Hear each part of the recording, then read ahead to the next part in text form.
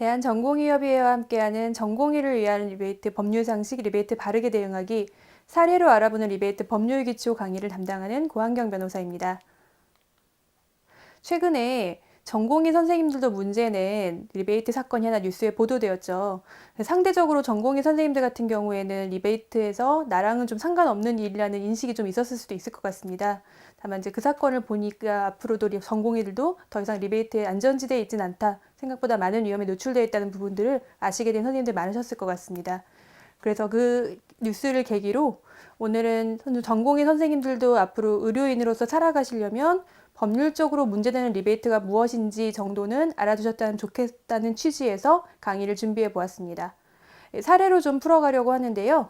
그러면 선생님들께서 쉽게 접하실 수 있는 사례를 먼저 한번 예를 들어보죠. 그 선생님들이 동료 의국원분과 의국실에서 잠시 쉬고 계시는데 그 병원에 의약품을 납품하고 있는 제약사의 영업사원이 스타벅스 커피 2잔을 들고 들어와서 선생님들께 더우니까 커피 한잔 하시라고 주었습니다. 이 경우에 이 커피 사실 되게 아무것도 아니죠. 먹어도 리베이트로 문제되지 않을까요? 이거에 대해 답을 드리기 전에 먼저 법을 좀 말씀드려야 될 것 같습니다. 리베이트라는 거는 어떤 경제적인 금전, 혹은 다른 향응 이런 것들을 제약사 혹은 의료기기 회사에서 의료인에게 주는 거를 금지하는 것이죠. 따라서 주는 쪽과 받는 쪽이 있는 범죄이기도 하고요. 주는 쪽의 경우에는 제약사나 의약품 도매상은 약사법에서 개별 법령으로 금지하고 있고 의료기기 회사의 경우에는 의료기기법에 조항이 있습니다. 그리고 두 사업자 모두 그 경쟁사업자의 고객을 부당하게 이익을 주어서 유인하는 행위로서 공정거래법 위반으로 문제될 수 있고요. 그리고 받는 의사선생님이 만일 공보이시거나 국공립병원에 재직 중이실 경우에는 공무원 신분이시기 때문에 공무원에 대한 뇌물죄가 문제될 수 있습니다. 아울러 병원에 재직하시는 봉직이신 경우에는 병원의 사무에 대해서 부정한 청탁을 받고 경제적 이익을 받으시거나 아니면 제공하시는 경우이기 때문에 배임증죄죄가 문제될 수도 있습니다. 주는 쪽은 이런데 받는 쪽은 어떨까요? 받는 쪽이라고 하면은 우리 의사분들이 문제되시는 케이스인데 가장 중요한 게 의료법입니다. 이게 리베이트 쌍벌제가 2010년에 도입되면서 의료법에 그 받는 의료인을 처벌하는 조항이 명시적으로 규정되게 되었습니다. 그 외에는 아까 말씀드렸다시피 받으시는 의료인의 신분이 공무원이시라면 뇌물죄가 마찬가지로 문제될 수 있겠죠. 그리고 봉직이신 경우에는 배임수재죄, 받는 쪽에 대해서 문제되는 범죄가 문제될 수 있을 겁니다. 실제로 검찰에서는 대부분 의료법과 그리고 뇌물 또는 배임수재로 같이 기소를 하고 있습니다. 그리고 최근에는 소위 김영란법이라고 얘기하는 청탁금지법이 시행이 되게 되었죠. 청탁금지법은 공직자 등이 어떠한 경제적인 이익이나 금전을 받는 행위를 금지하고 있는데요. 공직자 등에는 학교법인의 임직원, 전공의 선생님들도 해당되실 수 있습니다. 그 외에 공무원이신 분들이 포함되시기 때문에 리베이트의 경우에도 청탁금지법이 혹시 같이 문제될 소지가 있기는 합니다. 다만 아직까지 청탁금지법으로 리베이트를 문제 삼은 경우는 발견되진 않고 있습니다. 오늘 강의는 의료법에 집중해서 좀 보도록 하겠습니다. 의료법에 집중해서 보는 이유는 의료법상 형사처벌 3년 이하의 징역 또는 3천만 원 이하의 벌금, 그리고 받게 되는 리베이트 금액에 대한 경제적인 몰수 또는 추징 외에 저희 의사분들에게 되게 중요한 행정처분, 그러니까 자격정지 처분이 내려지기 때문입니다. 이 자격정지 처분에 같은 경우에는 의료법상 의료기관에 대한 업무정지 처분과 다르게 과징금으로 대체가 불가능합니다. 따라서 처분이 확정되시면 해당 처분 기간 동안은 의료행위를 하실 수가 없습니다. 그러니까 쉬셔야 되는 것이죠. 그만큼 저희에게는 리스크가 큰 행정처분이기 때문에 이 리베이트에 대해서 더욱 주의를 하시고 오해를 받지 않으시도록 유의를 하셔야 되는 부분이기도 합니다. 이 자격정지 처분의 기준은 의료법 시행규칙 이하의 자격정지 행정처분 기준 규칙에서 정하고 있는데요. 300만 원 미만으로 첫 번째 받으신 리베이트, 1차에 받으신 리베이트는 경고로 그냥 가름하고 있고요. 300만 원 이상부터 2,500만 원 이상까지는 자격정지 2개월부터 2개월 단위로 순차적으로 규정하고 있습니다. 그리고 리베이트가 만약 2차 혹은 3차로 되면은 처분이 가중되게 됩니다. 리베이트 쌍벌제가 도입되면서 의료법 제23조의 3항이라는 규정이 새로 생겼습니다. 이 부당한 경제적 이익 등에 대한 취득 금지가 바로 그 리베이트 쌍벌제에 해당 문헌인데요. 법이 좀 복잡하긴 하지만 이 기회에 법을 한번 보시고 가시겠습니다. 의료인, 의료기관 개설자, 의료기관 개설자의 경우에는 법인의 이사장님이나 그리고 병원장님을 다 포함하는 개념이겠죠. 그리고 의료기관 종사자, 즉 의사나 뭐 간호사가 아닌 경우 의료기관의 임직원도 포함됩니다. 이 사람들이 의약품 공급자, 제약사겠죠. 제약사 임직원으로부터 의약품 채택, 처방 유도, 거래 유지 등 판매 촉진을 목적으로 제공되는 금전, 물품, 편익, 노무, 향응, 그 밖에 모든 경제적 이익을 받는 행위 또는 병원으로 하여금 받게끔 하는 행위를 금지하고 있습니다. 즉 사실 판매 촉진을 목적으로 제공되는 모든 경제적 이익을 금지하고 있기 때문에 상당히 범위가 넓죠. 다만 보시면 시행규칙에서 정하는, 즉 보건복지부령으로 정하는 범위 안에 견본품 제공이라든지 학술대회 제공 등의 특정 행위의 경우에는 그러하지 아니하다라고 단서로 규정하고 있습니다. 그러하지 않는다는 것은 리베이트로 문제 삼지 않는다는 뜻이겠죠. 이러한 입법 방식을 세이프 하버 방식이라고 하는데요. 그 리베이트의 경우에는 이러한 입법 예가 꽤 있습니다.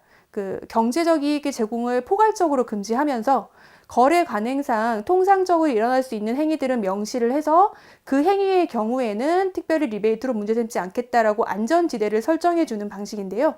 의료법 시행규칙, 아까 그 법에서 정한 보건복지부령으로 그 세이프 하버의 안전지대를 구체적으로 명시하고 있습니다. 이 표가 바로 그것인데요. 보시면 그 포장 단위로 제공되는 견본품을 확인하셔야지 진료행위에 도움이 되실 테니까요. 그리고 공식적으로 지원되는 학술대회 지원, 그 다음에 임상시험의 뭐 연구 용역비 지원, 그 다음에 제품 설명회를 할 때 같이 제공되는 식음료나 아니면 숙박비나 뭐 교통비.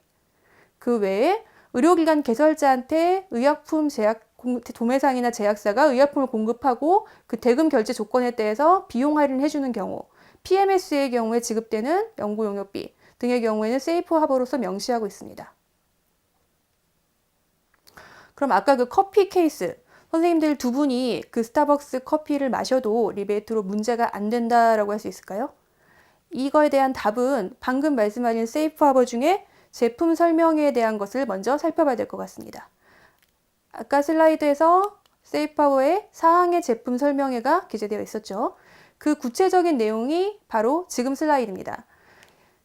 1항에 보시면 다음 항목의 어느 하나의 방식으로 주최하는 제품 설명회에서 참석자에게 제공하는 실제 비용의 교통비, 그리고 5만 원 이하의 기념품, 숙박비, 식음료의 경우에는 세금 및 봉사료는 제외한 금액으로 10만 원 이하의 경우 한정되고요.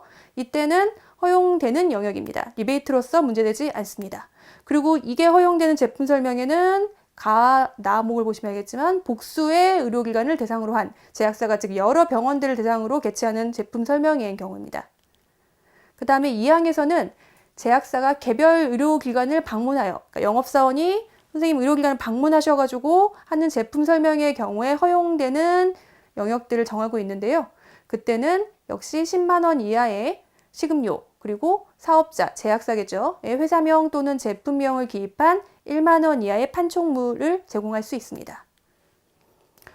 자, 그러면 아까 그 커피의 경우에 제약사 영업 직원이 의국실에 들어와서 의약품에 대해서 설명을 하고요. 그리고 선생님들 팜플렛도 주고, 그리고 그 의약품의 적응증에 대해서 최근에 증례보고가 있었다고 말도 하면서 커피 한 잔 더운데 드세요라고 말씀을 하신 경우에는 그 경우에는 아까 그 제품 설명회에서 개별 의료기관을 방문해서 제공하는 10만 원 이하의 식음료에 해당될 수 있을 것입니다. 스타벅스 커피 한 잔이 10만 원 이하인 경우가 많을 거니까요.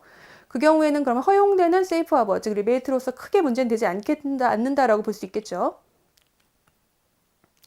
그런데 만일 제품 설명회를 들으시면서 이미 10만 원 정도의 식사를 제공받으시고요. 밥을 먹은 이후에 거의 끝날 즈음에 스타벅스 커피 한 잔을 받으셨다. 그 경우에는 리베이트로 문제되지 않을까요? 이미 10만 원을 초과했으니까. 이때는 이 스타벅스 커피가 판촉물인가 아닌가가 문제될 수 있을 것 같습니다. 아까 제품 설명회 부대에서 1만 원 이하의 소액 판촉물을 제공할 수 있다라고 명시드렸죠. 근데 그 1만 원 이하의 소액 판촉물에 커피도 포함되냐라는 부분에서 최근에 보건복지부는 판촉물의 개념이 단순히 공산품만을 한정하는 건 아니고 1만 원 이하이고 그리고 그 해당 세이프업의 범위 내이기만 하면 커피도 포함될 수 있다는 취지로 보고 있는 것으로 유권 해석을 했습니다.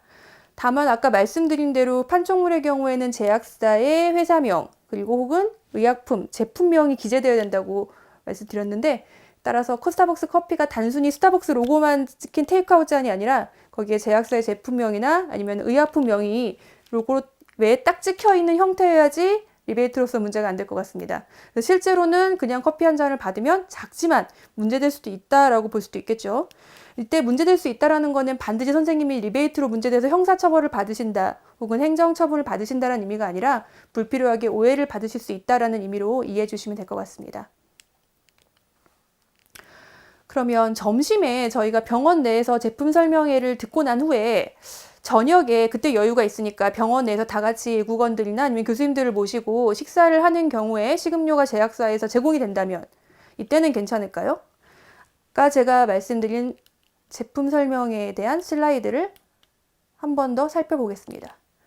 하단에 보시면 제품 설명회는 의약품 및 의료기기에 대한 정보 제공을 목적으로 개최하는 것만을 말하며 보건의료인의 모임 등에 필요한 식음료를 지원하기 위해서 개최하는 것은 포함하지 않는다라고 명시적으로 기재하고 있습니다.